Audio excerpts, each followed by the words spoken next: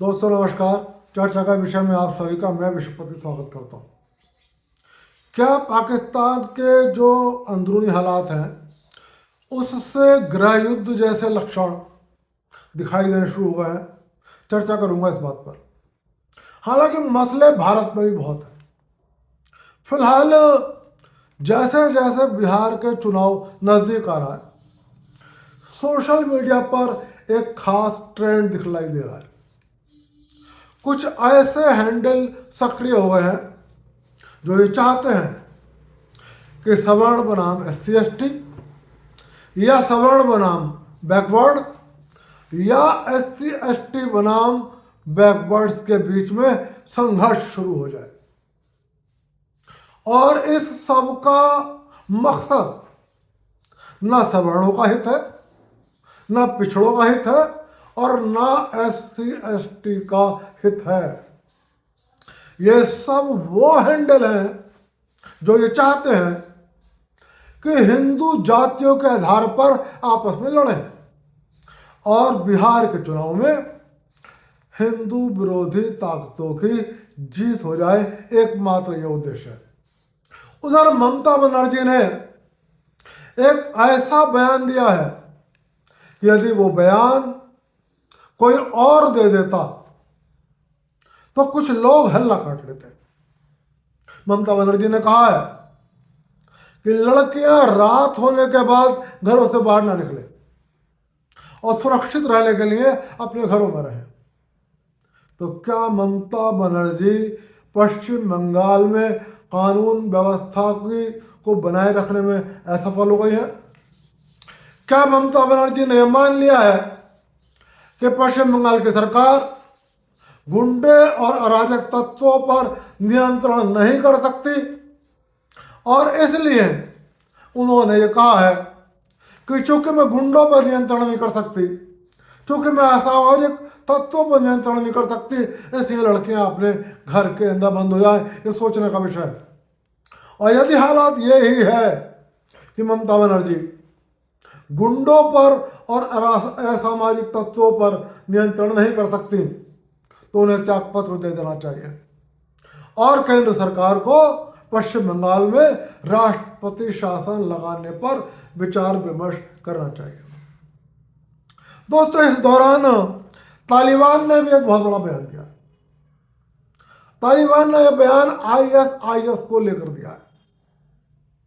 एक तरीके से उसने आरोप लगाया है कि ISIS जो एक बहुत बड़ा इस्लामिक आतंकवादी संगठन रहा है, वो नाटो और अमेरिका ने पाला था, लेकिन हमने उसको सत्ता में, अफगानिस्तान की सत्ता में आते ही समाप्त कर दिया। यह अपने आप में एक बहुत बड़ा बयान है। उधर एक बड़ी खबर फिल्म इंडस्ट्री से भी है। आप ये जानकर चौंक जाएंगे कि अमिताभ बच्चन, जो आजकल कौन बनेगा करोड़पति की वजह से घर घर के अंदर देखे जाते हैं, 1980 में उन्होंने एक इंटरव्यू दिया था, यानी कि आज से लगभग 45 साल पहले।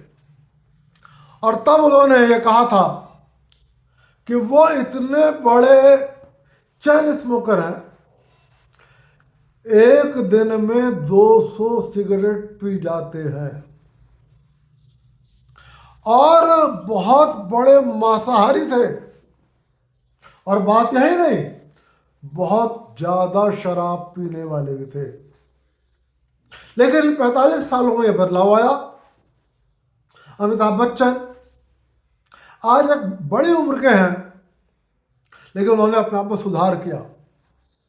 अब वो सिगरेट नहीं पीते, अब वो मांस नहीं खाते, अब वो शराब नहीं पीते। ये उन लोगों के लिए प्रेरणा का विषय है जो ये कहते हैं अब हमसे अपनी खराब आदतें छूटती नहीं है। उन्हें अमिताभ बच्चन से इस मामले में प्रेरणा लेनी चाहिए। उधर दोस्तों, बिहार से हालांकि एनडीए ने अपनी सीटों की घोषणा कर दी है, लेकिन एक उड़ते उड़ते खबर आ रही है। और खबर ये आ रही है कि महागठबंधन में टूट हो सकती है और एक नया दल एनडीए में जुड़ सकता है। हालांकि जिस दल को लेकर यह बात हो रही है वो दल बहुत अच्छा नहीं है, उस दल का नेता बहुत अच्छा नहीं है। वो बार बार तेजस्वी को धमकी देता रहा कि चाहे जितने एमएलए आए मेरे, चाहे 1 एमएलए आए या चाहे 10 एमएलए आए, चाहे जितने तेजस्वी के आए और चाहे जितने कांग्रेस के आए, लेकिन यदि महागठबंधन की सरकार बनती है तो मुझे उप मुख्यमंत्री हर हालत में बनना है। सुना है तेजस्वी ने उसे चुप रहने को कह दिया है, नाम आप समझ गए होंगे। और अब वो भाजपा के संपर्क में। मैं ये बात जरूर कहूंगा भाजपा के नीति निर्धारकों से कि यदि ऐसे नेता को आप एनडीए में शामिल करते हैं तो सोच समझ कर करें। जिसको तेजस्वी ने लिफ्ट नहीं मारी, आपको भी उसको लिफ्ट मारना कोई मजबूरी नहीं है। यदि वो आपके पास आ रहा है तो उसकी मजबूरी है। और ऐसे लोगों को शामिल करते समय पर्याप्त सावधानी बरते और उनको पर्याप्त चेतावनी भी दें। दोस्तों, आपको पता होगा रामपुर में जब से आजम खान जेल से बाहर आए हैं, उनके और रामपुर के समाजवादी पार्टी के सांसद मोहिबुल्ला के बीच में बहुत ज्यादा तकरार हो रही है। आजम खान बात बात पर मोहिबुल्ला को अपमानित कर रहे हैं। उधर मोहिबुल्ला ने साफ कहा है कि दुनिया की कोई भी ताकत रामपुर की जनता के नुमाइंदे, जिसे 5 लाख लोगों ने अपना नुमाइंदा चुना है, उसे रामपुर में घुसने से रोक नहीं सकती। कोई चर्चाएं थी कि ये कहा गया है कि उनको रामपुर में घुसने नहीं दिया जाएगा। उनके इस अपमान पर अखिलेश यादव भी चुप रहे। फिलहाल मुरादाबाद में एक विवाह समारोह में शामिल समाजवादी पार्टी की मुरादाबाद से सांसद रुचि वीरा ने इस तलखी पर नाराजगी व्यक्त करी है और उन्होंने कहा है समाजवादियों को आपस में लड़ने के बजाय भाजपा से लड़ना चाहिए। उन्होंने कहा आजम खान बड़े लोग हैं, बड़े आदमी हैं, वो लंबे समय तक जेल में रहे हैं, लंबा समय कठिनाइयों में बीता है। कुछ छोटे कार्यकर्ता उनको अपमानित करने का प्रयास कर रहे हैं, ऐसा नहीं होना चाहिए। उनके बयान से ऐसा लगता है कि रुचि वीरा भी मोहिबुल्ला को अपमानित करने की मंशा रखती हैं। फिलहाल मैं अब आपको लेकर चलता हूं पाकिस्तान की ओर, और आज बात तालिबान बनाम पाकिस्तान पर नहीं करूंगा। हालांकि पता नहीं क्यों कल भारत की इलेक्ट्रॉनिक मीडिया ने और आज भारत के प्रिंट मीडिया ने एक बहुत बड़ी बात को उतनी बड़ी जगह नहीं दी जितनी जगह मिलनी चाहिए थी। पाकिस्तान के हालात बहुत खराब हैं।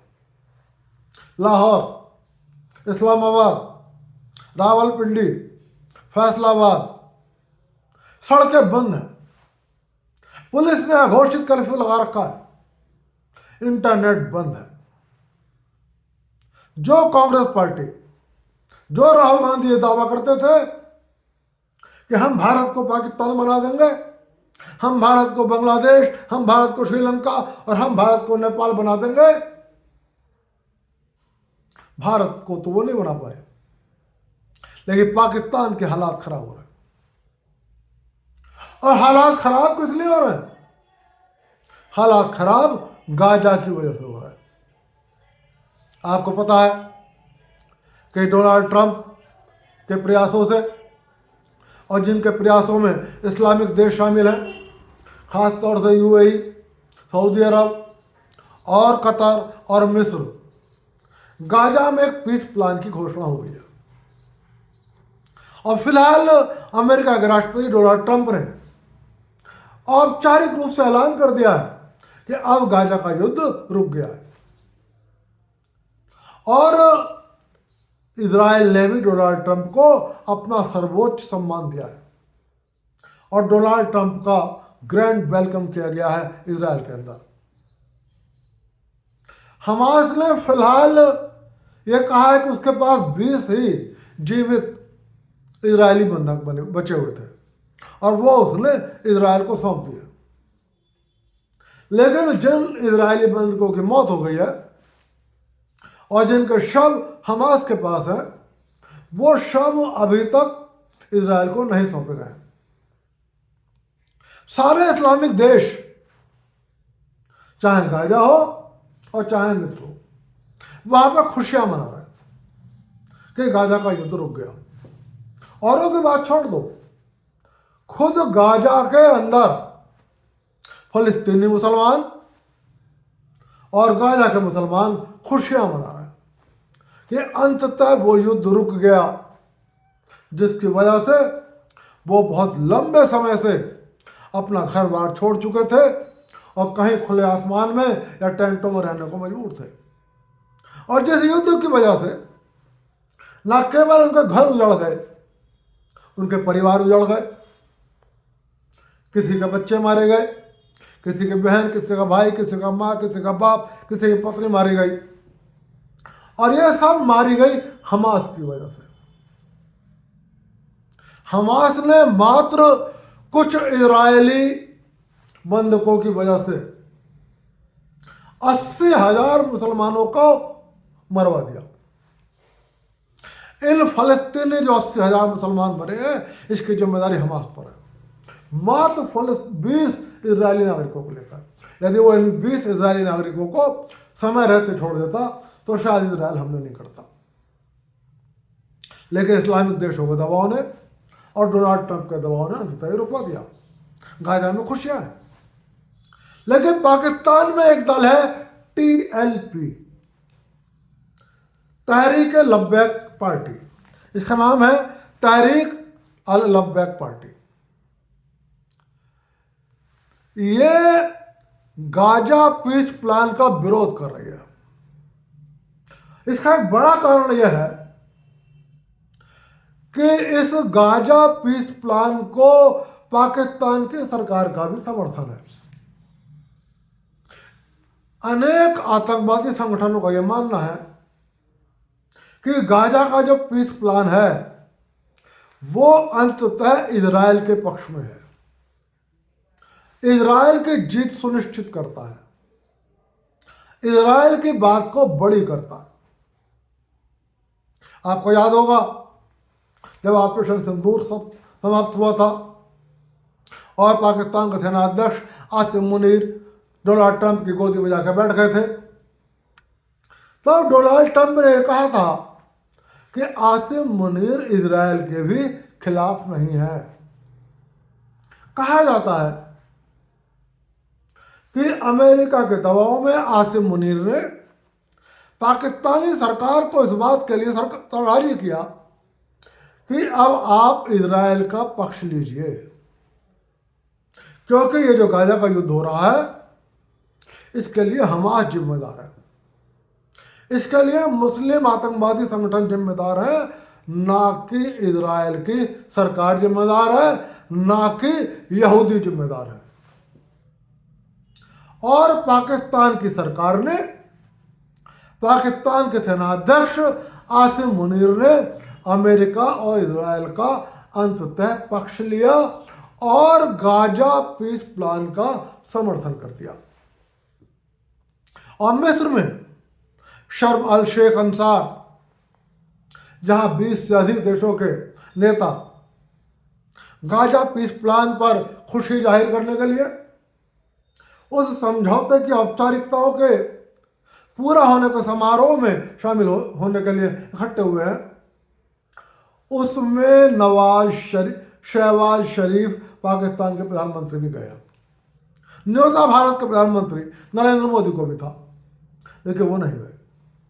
उन्होंने एक अपने प्रतिनिधि, एक विदेश राज्य मंत्री को भेज दिया। TLP तहरीक लब्बैक पार्टी ने इस गाजा पीस प्लान का विरोध किया। उन्होंने कहा है कि गाजा पीस प्लान मुसलमानों की आकांक्षाओं की हत्या है, मुसलमानों के हत्यारों को माफी है। तहरीक लब्बैक ने कहा है कि गाजा पीस प्लान यहूदियों की जीत है, ईसाइयों की जीत है और मुसलमानों की हार है। उन्होंने इस बात पर गहरी नाराजगी व्यक्त करी है कि शहबाज शरीफ और आसिम मुनीर ने इस गाजा पीस प्लान का समर्थन क्यों किया। खास बात क्या है, हमास समर्थन कर रहा है, गाजा के मुसलमान समर्थन कर रहे हैं, दुनिया भर के इस्लामिक देश समर्थन कर रहे हैं, लेकिन टीएलपी जिसकी स्थापना 2015 में हुई थी। और एक और बड़ी बात बता दूं आपको, आपने भारत में आजकल एक नारा खासकर सुना होगा, सर तन से जुदा। ये नारा उदयपुर में भी लगा, ये नारे दिल्ली में भी लगे। हालांकि उत्तर प्रदेश में योगी जी के खौफ ने इस नारे को लगाने से लोगों को रोक रखा है, लेकिन देश के बहुत सारे हिस्सों में आजकल ये नारा लगता है। और ऐसा नहीं है कि ये नारा सिर्फ ओवैसी की सभाओं में लग रहा हो या किसी मुस्लिम ऑर्गेनाइजेशन की सभाओं में लग रहा हो। ओवैसी की सभाओं में तो लग ही नहीं सकता, क्योंकि ओवैसी इस तरीके की राजनीति को पसंद नहीं करते। लेकिन भारत में जो दल अपने आप को धर्मनिरपेक्ष कहते हैं, उनकी सभाओं में भी सरतन से जुदा नारा लगता है। और ये नारा पाकिस्तान की टीएलपी ने दिया था। इस नारे को उसने पाकिस्तान में सबसे पहले लगाया था। इस तहरीक लब्बैक ने गाजा पीस प्लान का समर्थन करने के लिए और शहबाज शरीफ के वहां जाने के विरोध में पूरे पाकिस्तान में मार्च का आयोजन किया। पाकिस्तान की खुफिया एजेंसियों ने सरकार को सूचित किया कि बहुत बड़ा हंगामा हो सकता है, बहुत बड़ी संख्या में लोग एकत्रित हो सकते हैं। लाहौर, इस्लामाबाद, फैजाबाद, फैसलाबाद, रावलपिंडी, तमाम बड़े शहरों में मुख्य सड़कों को रोक दिया गया। लेकिन तहरीक लब्बैक ने साफ कहा कि वो सारी बाधाओं को तोड़ देगी, हर बड़े शहर में प्रदर्शन करेगी और इस्लामाबाद में जो विदेशी दूतावास है और ख़ास तौर से जो अमेरिकी दूतावास है उसका घेराव करेगी। ये पाकिस्तान की सरकार और पाकिस्तान की सेना के लिए चिंता का विषय था। पाकिस्तान की सरकार ने बड़े बड़े कंटेनर, बड़े बड़े ट्रक्स और तमाम तरीके की बाधाओं से ये रास्तों को रोकने का प्रयास किया। लेकिन तहरीक लब्बैक के इस आह्वान पर पूरे पाकिस्तान में लाखों लोग सड़कों पर उतर आए और ये लाखों लोग गाजा पीस प्लान का विरोध कर रहे थे, अमेरिका के विरोध में नारे लगा रहे थे, शहबाज शरीफ और आसिम मुनीर का विरोध कर रहे थे, इनके विरोध में नारे लगा रहे थे। इन्होंने वो कंटेनर हटा दिए, वो ट्रक हटा दिए और पुलिस से सीधा टकराव हुआ और एक कतर के न्यूज चैनल ने, जो दुनिया का सबसे प्रतिष्ठित इस्लामिक न्यूज चैनल माना जाता है, उसने एक बहुत बड़ी खबर देते हुए कहा है कि पुलिस और प्रदर्शनकारियों की खबरों में के संघर्ष में लगभग 250 मुस्लिम प्रदर्शनकारियों की पाकिस्तान में मौत हो गई। इस्लामाबाद, लाहौर, रावलपिंडी की बहुत सारी सड़कों पर लाशें ही लाशें पड़ी हुई थीं और जिसके कारण पाकिस्तान की सरकार ने अघोषित कर्फ्यू लगा दिया गया है, लोगों के घरों से बाहर निकलने पर प्रतिबंध लगा दिया है, इंटरनेट को बंद कर दिया है, न्यूज सेंसरशिप लगा दी है, न्यूज चैनलों को निर्देश दिया गया है कि प्रदर्शन से संबंधित कोई भी समाचार प्रकाशित न किया जाए और अखबारों से भी कह दिया गया है कि किसी भी लाश पड़ी, जो सड़क पर लाशें पड़ी हैं, इसकी कोई भी फोटो अखबार में नहीं छपनी चाहिए। क्या पाकिस्तान में गृह युद्ध जैसे हालात पैदा हो रहे हैं? क्योंकि एक तरफ बलूचिस्तान की जनता साफ कर रही है कि हम पाकिस्तान के अंग नहीं हैं। आसिम मुनीर ने बलूचिस्तान के सारे मिनरल्स अमेरिका को बेच दिए, लेकिन बलूचिस्तान के लोगों ने साफ कहा है बलूचिस्तान हमारा है, ये पाकिस्तान का हिस्सा नहीं है। उसको बेचने का अधिकार हमारा है, पाकिस्तान का नहीं है, आसिम मुनीर का नहीं है। उन्होंने यहां तक कहा है हमारे वंशज हिंदू हैं, हम हिंगलाज माता को अपने पूर्वज मानते हैं। तो एक और बलूचिस्तान में हंगामा, दूसरी ओर खैबर पख्तूनख्वा में पठान समुदाय पूरी तरीके से अलगाव पर उतार हुआ है और वो तालिबान अफगानिस्तान का समर्थन कर रहा है। तालिबान लगातार पाकिस्तान की सीमा रेखा को पार कर खैबर पख्तूनख्वा में आ रहा है और वहां पर टीटीपी ने इतना बड़ा साम्राज्य स्थापित कर दिया है कि पाकिस्तान की सेना और पाकिस्तानी पुलिस को टीटीपी से संघर्ष करना बहुत भारी पड़ रहा है। तो एक तरफ बलूचिस्तान, एक तरफ टीटीपी और अब टीएलपी, तहरीक-ए-लब्बैक पार्टी का यह संघर्ष, जिसने कल पाकिस्तान की सड़कों को मौतों से भर दिया। क्या ये पाकिस्तान के अंत की शुरुआत होनी शुरू हो गई है? ये बात मैं इसलिए भी कह रहा हूं, अनेक बड़े ज्योतिषों ने दावा करा है आने वाले 2-2.5 साल जो अब शुरू होने जा रहे हैं, शुरू हो गए हैं, पाकिस्तान के लिए बहुत बड़े खतरा हैं। और सबसे बड़ी बात, हंगामा पाकिस्तान में हो रहा है। लाशें लाहौर, इस्लामाबाद, फैसलाबाद, रावलपिंडी की सड़कों पर पड़ी हैं, लेकिन सन्नाटा भारत में कांग्रेस पार्टी के दफ्तर में है। कांग्रेस को डर लग रहा है कहीं पाकिस्तान का विभाजन ना हो जाए, कहीं पाकिस्तान में गृह युद्ध शुरू ना हो जाए। मैं पिछले 2 दिन से मैं सोशल मीडिया को बहुत गहराई से बात करता हूं। मैं ऐसे हैंडलर्स को पहचानता हूं जो कांग्रेस पार्टी के किराए के टट्टू हैं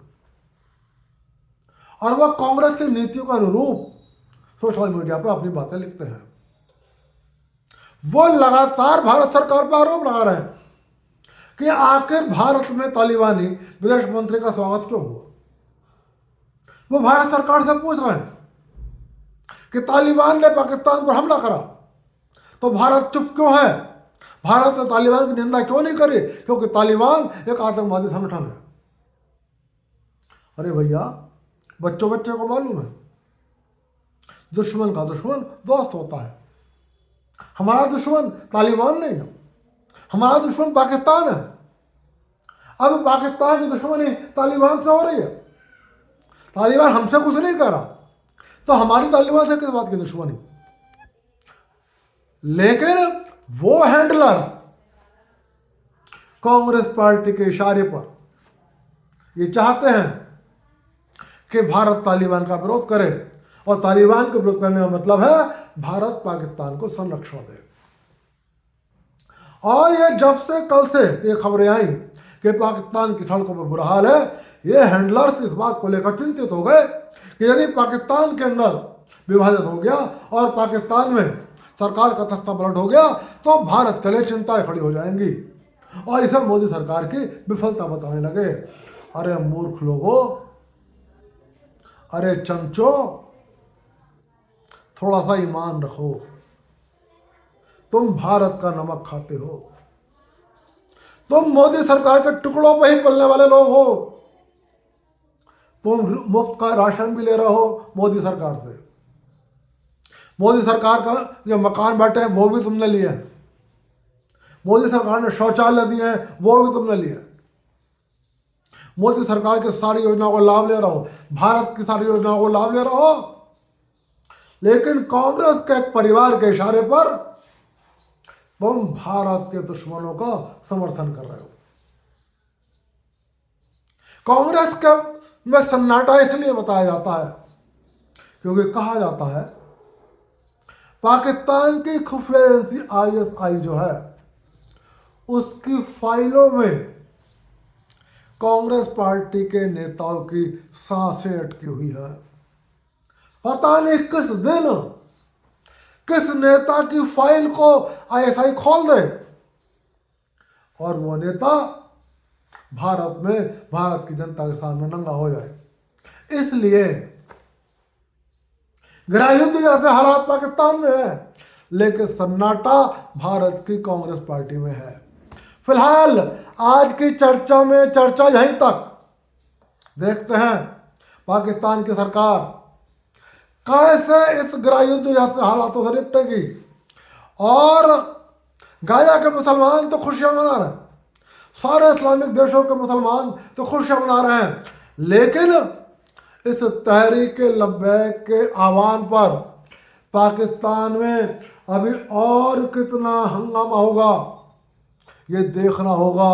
क्योंकि खबरें ये भी हैं कि कल एक भीड़ को जब टीएलपी के नेता सादिक रिजवी संबोधित कर रहे थे और उन्होंने कहा था गिरफ्तारियों से डरने की जरूरत नहीं है, शहादत हमारी नियति है, उसी वक्त भीड़ पर पुलिस ने गोलियां चलाई और कहा जा रहा है कि 3 गोलियां सादिक रिजवी को लगी और वो गिर पड़े।